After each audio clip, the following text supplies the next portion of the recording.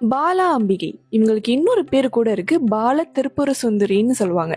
ஒருவேளை இவங்கள பத்தி தெரிஞ்சுக்கணும்னு ஆசைப்பட்டீங்கன்னா மறக்காம நம்ம வீடியோவை கடைசி வரைக்கும் கேளுங்க. பால திரிபுர சுந்தரியின் குழந்தை வடிவம் தான் பாலாம்பிகை என்று சொல்லுவாங்க. பாலா என்பது குழந்தை என்று பொருள். பாலாம்பிகை ஒரு 9 வயது சிறுமியாக தோன்றி அன்பும் தூய்மையும் அறிவும் நிறைந்த தெய்வமாக விளங்குகிறார். இவங்களோட தோற்றம் இளமையான வடிவில் இருந்தாலும் உலகின் தாய் என்று சகல சக்திகளின் வடிவம் ஆவார். ஸ்ரீவித்யா உபசனையின் முதல் தெய்வமாக போற்றப்படுகிறார். பாலாம்பிகை ஆதி பராசக்தியின் அம்சம். பாலாம்பிகை பொதுவாக ஒரு தாமரையில் அமர்ந்திருப்பாங்க.